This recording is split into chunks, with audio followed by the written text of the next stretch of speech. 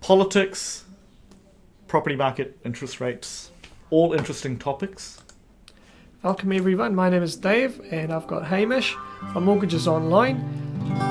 Today we're going to discuss about a few things. Start with tax deductibility, so enlighten us. So National Party means we're going to have, basically it's going to look better for cash flow wise for investors to hold on to existing houses, and that's going to be, even buying them might look better.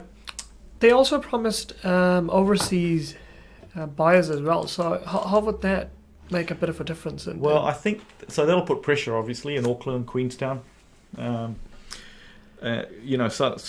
because it's 2 mil plus, so I think it'll feed down, I reckon. So, but again, the other thing we've got to think about, Dev, is how much interest is there from overseas buyers. That's all obviously been brought up as well. Yeah. You know. And there's some changes to the tenancy laws as well. So, yeah, how that could impact the 90-day no cause eviction kind of thing. So basically, you give 90-day notice and you can move tenants on without any reason. That's going to be coming back in potentially from the National Party.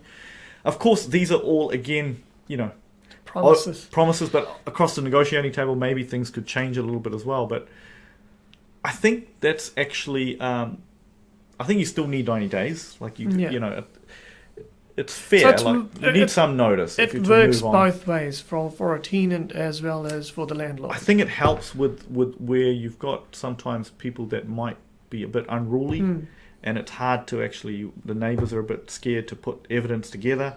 True. So for those types, and there's not very many of them to be around. I reckon I haven't experienced many of them at all in my time as a landlord. So, but again, just something that gives a bit more certainty to landlords. Yeah.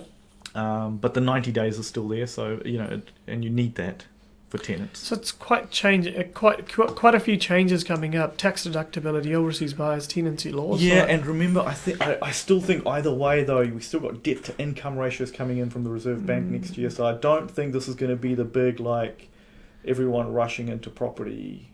So you reckon time could be better to buy now before the DDA kicks in?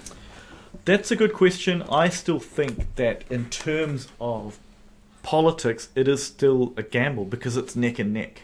True. Right, but you're right, with the DTI, definitely that's coming in next year. So that is definitely, if that's going to be a problem for you, then you definitely have to think about buying investments quicker. Buying new or building is exempt from DTIs. Of course, it's also exempt from these tax deductibility laws even now. Yep. So there's still support for that whole sector.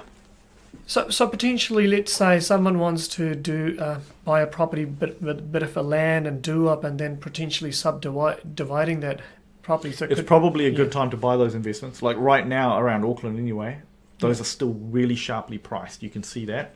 Yeah. But again, because there's a bit of uncertainty there, but without whichever party gets in, I think there's still going to be support for, in the long run, building. Now, flood zones, new flood zone maps all sort out. Yeah. So if you're buying and you're thinking you might want to build, good idea to Google Auckland flood zones and just look at that map and make sure that you're in an okay area. Yeah. But look, I think that's good. Thanks for watching. Anything else you want to add, Dev? Do vote. Yeah, well, you'll be voting, no doubt, and you don't have to reveal who you're voting for. Of course, yeah. Right, I'm not going to put you on the spot. Cool. See ya.